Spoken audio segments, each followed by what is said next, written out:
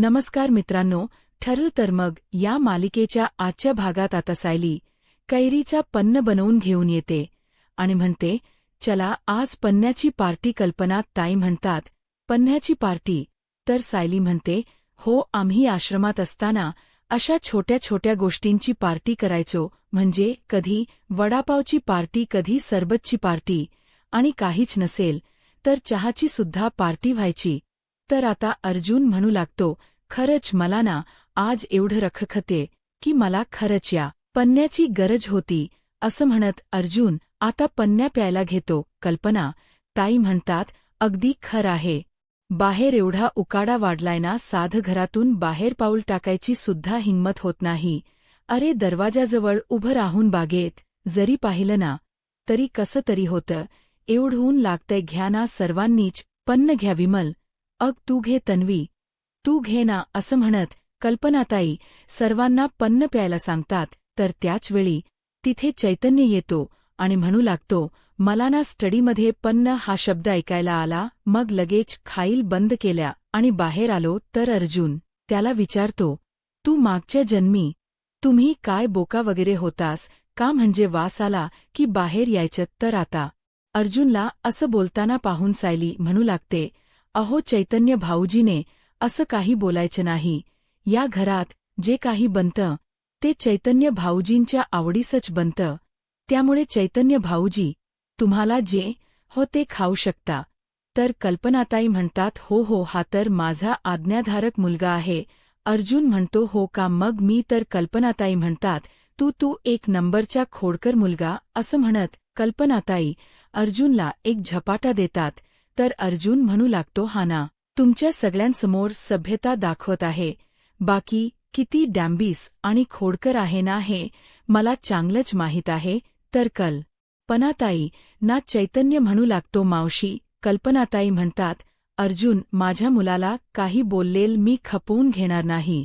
तर आता चैतन्य म्हणू लागतो, अर्जुन कसा आहे ना, या घरात सायली वहिनी आणि माझ्या मावशीची सत्ता चालते. त्यामुळे तू कितीही चढून खाक झालास तरी काहीही फरक पडत नाही. अर्जुन म्हणतो, हो का? मी आता या दोघींसमोर काही बोलत नाही.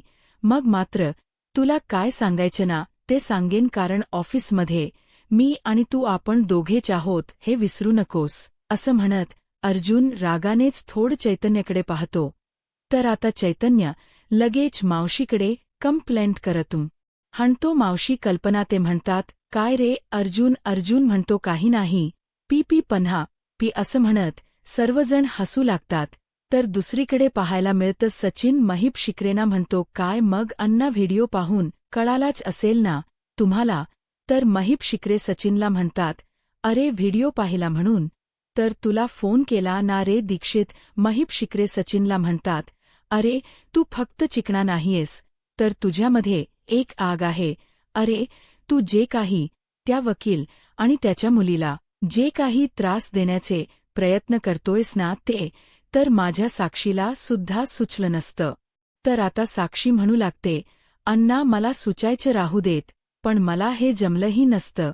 पण सचिनने जे काही करून दाखवले ना त्यानंतर मला सुद्धा सचिनच एक नवीन रूप पाहायला मिळालं. असं म्हणत आता साक्षी सचिनकडे पाहते. सचिन महिप शिकरेना म्हणतो, अण्णा आपलं सगळ्यात मोठं काम झालं आहे.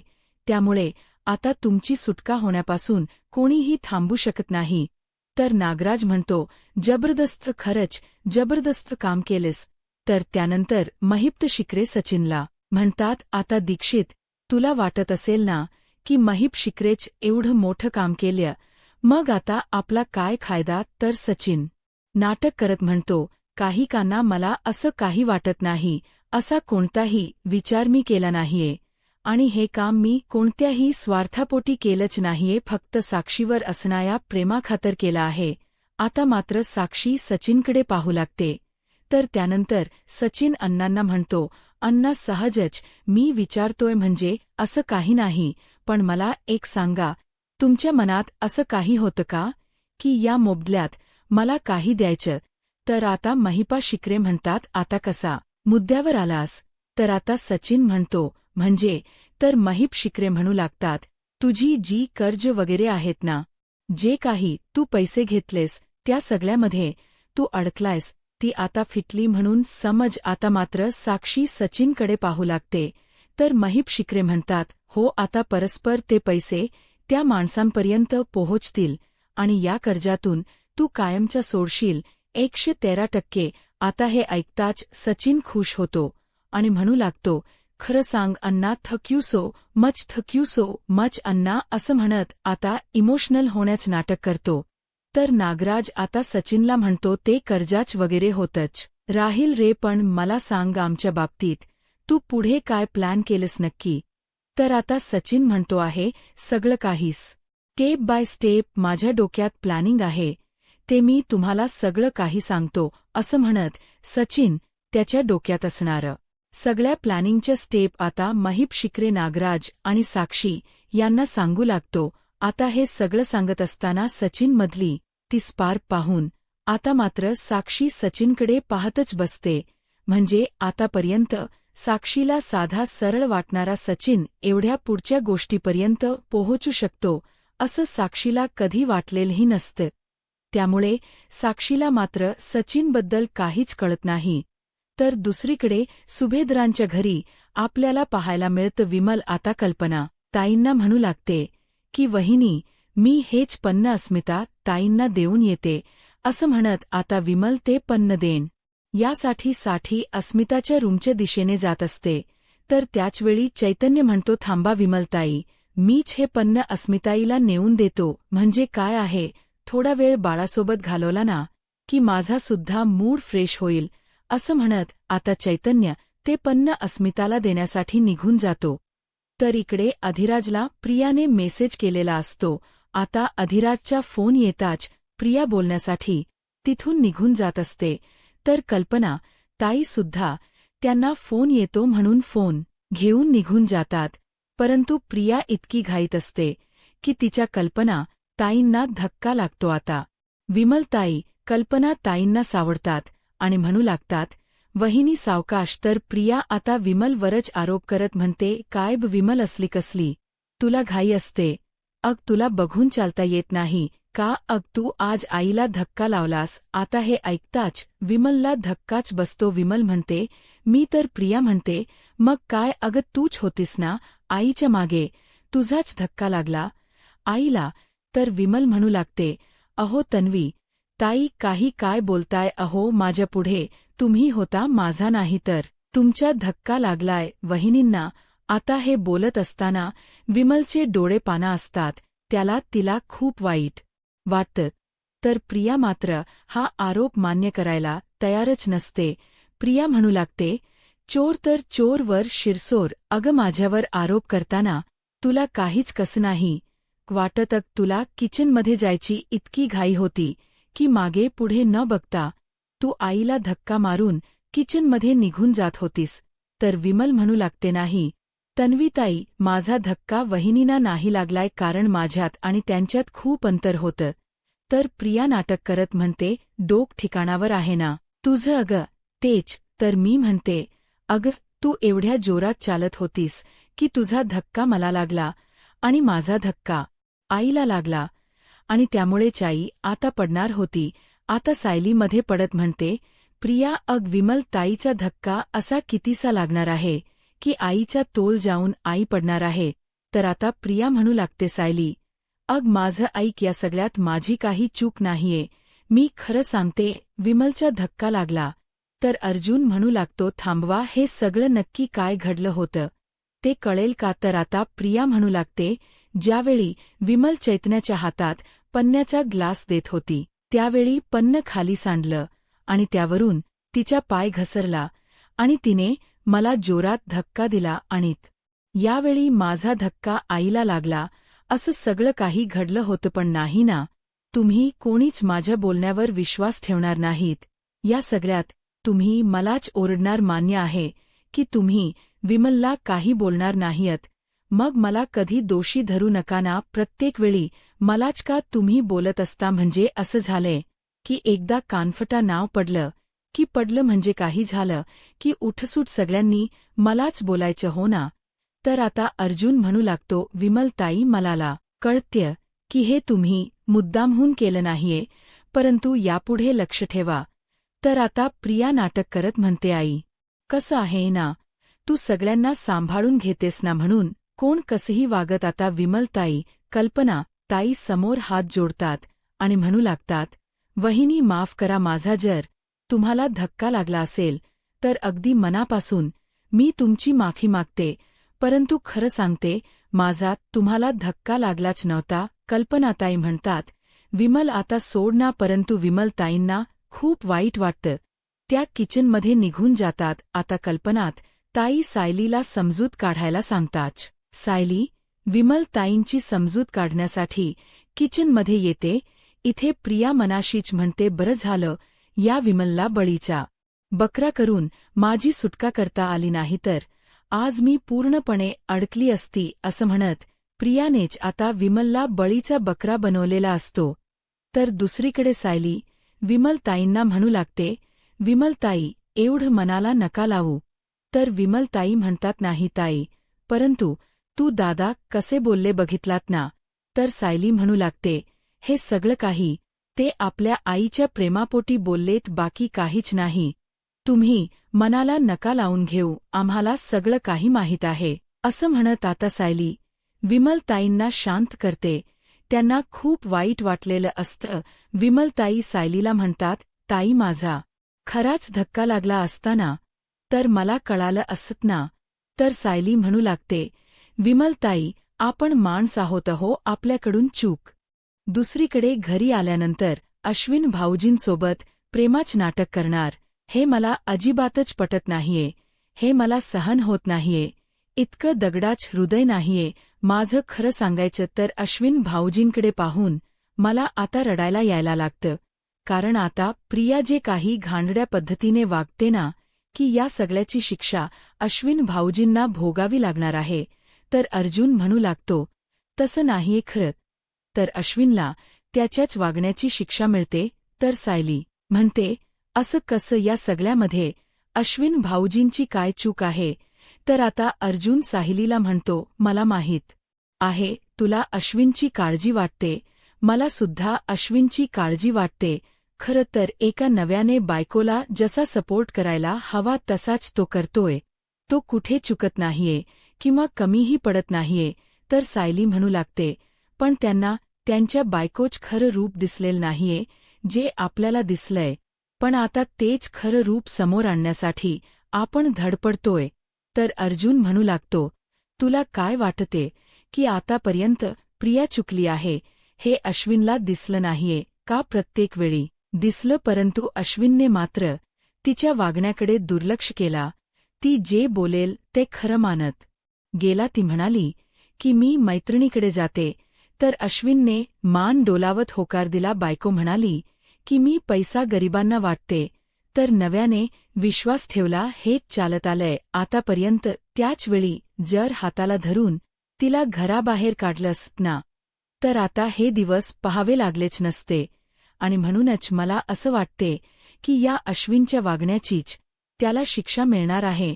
तर सायली म्हणू लागते, मलाही असंच वाटतं. पहिल्यापासून अश्विन भाऊजी तिच्या बोलण्याला होला हो करत आले, तेव्हाच जर तिला शिक्षा दिली असती ना, तर आज ही वेळ आपल्यावर आलीच नसती. मलाही वाटते की अश्विन भाऊजींनी हे अगोदरच करायला हवं होतं. तर अर्जुन म्हणू लागतो, तो करू शकला नाही म्हणून तर आपण करतोय ना. ब्र तू आता शांत होशील का. तुझा जर राग शांत झाला तर मला तुला एक महत्वाची गोष्ट सांगायची आहे. सायली विचारते, कोणती. तर अर्जुन विचारतो, तुझा राग शांत झालाय का. तर सायली म्हणते, हो. तर आता अर्जुन सायलीला म्हणतो, आज अस्मिताई सचिनबद्दल चैतन्यशी अगदी ओपनली बोलली आहे. म्हणजे सचिनबद्दल तिला काय वाटतं, तिच्या मनात काय भावना आहे, हे सगळं काही तिनेने चैतन्यला सांगितलं आहे. चैतन्य मला सगळं काही बोलला, सगळं काही चैतन्याने मला सांगितलं. आणि या सगळ्यातून बाहेर पडण्यासाठी तिने चैतन्याची मदत मागितली आहे. तर सायली म्हणू लागते, मदत घेण्यासाठी अगदी योग्य माणूस निवडला आहे अस्मिताईंनी. तर अर्चन म्हणतो, हो मलाही असंच वाटते. म्हणजे तसंही माझ्याशी किंवा अश्विनशी सचिनबद्दल अस्मिताई काहीच बोलणार नाही हे मला चांगलंच माहीत आहे, पण एक गोष्ट मात्र खरंच खूप छान झाली की अस्मिताईने योग्य माणसाची निवड केली आणि त्याच्यासमोर आपलं मन मोकळं केलं आणि चैतन्यला सगळं काही तिने सांगितलं. आता अस्मिताईला सचिनपासून कसं दूर करायचं हे चैतन्य ये बघून घेईलच, शिवाय आपण आहोतच असं म्हणत सायली अर्जुन आता पुढचा विचार करू लागतात. तर दुसरीकडे पाहायला मिळत अश्विन त्याच्या हॉस्पिटलच्या फाईल बघत असतो. तो त्याच्या कामामध्ये बिझी असतो आणि इकडे प्रिया मात्र मोबाईल बघत असते. आता अश्विन प्रियाला म्हणतो, चला माझं काम तर झालं आहे, आता मला झोपायचं आहे. आणि तन्वी, तू सुद्धा जास्त वेळ जागरण करू नकोस, कारण तुला झोपायला उशीर झाला की तुझी झोप पूर्ण होत नाही आणि उठायला उशीर होतो, त्यामुळे तू सुद्धा झोपायला चल. तर प्रिया म्हणते, हो अश्विन येथेच, मी एका मेसेजची वाट पाहते. तो आला ना की मी लगेच झोपायला येते. तर अश्विन प्रियाला म्हणतो, बरं ठीक आहे. आता त्याचवेळी प्रियाला मेसेज आलेला असतो. प्रिया पाहते तर अधिराज फॅशनच जॉईनिंग लेटर आलेलं असतं. प्रिया म्हणते, अरे वा, हे तर खरंच खूप छान काम झालंय, बरं झालं मला जॉईनिंग लेटर मिळालं. आता प्रिया अधिराजला मेसेज करत म्हणते, थँक यू अधिराज. आता त्याचवेळी प्रियाला एक दुसरा मेसेज आलेला असतो. तो पाहताच प्रिया इतकी खुश होते की ती मोठ्यानेच येस असं म्हणते. आणि त्यावेळी अश्विनी हे सगळं काही पाहतो. प्रिया खुश असते आणि प्रिया त्या लेटर पाहत असते. आता अश्विन प्रियाला म्हणतो, काय इतका कसला आनंद झालाय? तुला इतका आनंद झालाय, मग कसलं लेटर आलंय ते तरी बघू देत. आता मात्र प्रियाला धक्काच बसतो. प्रियाला काय बोलावं काहीच कळत नाही. आता अश्विन मोबाईल पाहण्यासाठी पुढे येतो. त्यावेळी प्रिया लगेच आपला मोबाईल मागे पकडते आणि अश्विनला म्हणते, अश्विन मला नोकरी लागली आहे आणि मला जॉईनिंग लेटर आला आहे. आता हे ऐकताच अश्विनला धक्का बसतो. अश्विन म्हणतो, नोकरी? आता हे कुठून मध्येच का आलंय? कारण तू मला काही सांगितलं नाहीयेस नाही. म्हणजे तू नोकरी शोधतेस हे सुद्धा तू मला सांगितलं नाहीस? तरी प्रिया म्हणते, नाही अश्विन, असं काही नाहीये. अरे मी नोकरी वगैरे शोधत नव्हते. मी एका मैत्रिणीला सहज म्हणाले की मी फॅशन डिझायनिंगचा कोर्स केलाय, पण पुढे मला काहीच करता आलं नाही. मग तिने मला एका जॉबबद्दल सांगितलं. मी आपलं सहज अप्लाय करून टाकलं, कारण माझ्या डोक्यातही नव्हतं की मला नोकरी वगैरे मिळेल, म्हणून मी तुला काही सांगितलं नाही अश्विन. आणि बघ ना, अरे मला त्यांच्याकडून मेसेज आला आहे, जॉईनिंग लेटर पण आहे असं म्हणत आता प्रिया ते जॉईनिंग लेटर अश्विनला दाखवते. आता अश्विन पाहतो आणि म्हणतो, वाव अधिराज फॅशन खरंच खूप छान आहे. अगं तन्वी, मी तर खरंच खूप खुश आहे. तुला नोकरी करायची आहे ना? मग बिंदास कर अगं. आणि तुला आवडत्या क्षेत्रात, म्हणजे तुला जे क्षेत्र आवडते त्यात तुला एक नोकरी मिळते, मग अजून काय हव्य? अभिनंदन तन्वी असं म्हणत आता अश्विन तिला जवळ घेतो. तर प्रिया म्हणते, हो रे, माझ्यासाठी सुद्धा हे सगळं काही अचानकच घडतंय. आणि बघ ना रे, उद्या सकाळी जाऊन जॉईन करायचं आहे. तर अश्विन म्हणतो, ठीक आहे ना. अगं नोकरी म्हटल्यानंतर चॅलेंजच येणारच, पण खरं सांगू का तन्वी, आज तर मी तुझ्यासाठी खूप आनंदी आहे. तर प्रिया प्रेमाच नाटक करत अश्विनला म्हणते, खरंच अश्विन, तू किती गोड नवरा आहेस रे. कारण अरे बघ ना, तुझ्या जागी दुसरं कोणी असतं ना तर मला असं म्हणालं असतं की तुला नोकरी वगैरे करायची काहीच गरज नाही. तू हे का करतेस? तू अगोदर मला काहीच सांगितलं नाही, त्यामुळे तुला हे ऑफर मी स्वीकारायला देणार नाही असं मला खूप काही बोललं असतं. परंतु अश्विन, तू मात्र खरंच खूप वेगळा आहेस रे. पण तू असं काहीच केलं नाहीस अश्विन. अरे उलट तू माझ्या आनंदात तुझा आनंद मानतोयस. असं म्हणत प्रिया अश्विनसोबत प्रेमाचं नाटक करू लागते. तर प्रिया असं नाटक करताच अश्विनला हे सगळं काही खरं वाटतं. अश्विन प्रियाचा हात हातात घेतो आणि म्हणू लागतो, तन्वी, तू खुश आहेस ना? मग मी सुद्धा खुश आहे. बरं चल, उद्या उशीर होऊन अजिबातच चालणार नाहीये, चल आता झोपायला चला. असं म्हणत अश्विन आता प्रियाच्या या बोलण्यावर तिच्या वागण्यावर विश्वास ठेवतो. आता अश्विन झोपण्यासाठी निघून जातो. तर प्रिया मेसेज करत म्हणते, तुला माहीत आहे उद्या काय करायचं आहे आणि कामाला लाग. तर आता अश्विन प्रियाला म्हणतो, तन्वया काय झालं, येतेस ना झोपायला. तर प्रिया म्हणते, हो उद्या सकाळी उठायचं आहे ना, अलार्मचं लावत होते. असं म्हणत ती पुन्हा एकदा अश्विनसोबत खोट बोलते. तर दुसऱ्या दिवशी जसं संतोषला काम सांगितलेलं असतं ते याने केलेलं असतं आणि चाळीतील आजूबाजूतील लोकांना तो बोलावून घेतो आणि म्हणू लागतो, बघा शांता मावशीच्या घराबाहेर नोटीस लागली आहे, अतिक्रमणची नोटीस. आता कोणत्याही क्षणी शांता मावशीची ही रूम पाडली जाईल. आणि शांता मावशी मात्र गायब आहेत. गेले कित्येक दिवस ती आलीच नाहीये. मग आता या मावशींना कोण सांगणार. तर त्याचवेळी एक ताई तो फोटो काढतात आणि अर्जुनला पाठवतात. लगेच त्या अर्जुनला फोन करतात. अर्जुन म्हणतो हॅलो. तर त्या ताई अर्जुनला म्हणतात, हॅलो वकील साहेब, मी तुम्हाला एक फोटो पाठवला आहे. अर्जुन म्हणतो, कोणता. तर त्या म्हणू लागतात, साहेब आता शांता मावशीच्या घराबाहेर अतिक्रमणची नोटीस लागली आहे. त्यात असं लिहिलं आहे की कोणत्याही क्षणी ते घर पाडलं जाईल, परंतु 2 दिवसांची मुदत दिली आहे.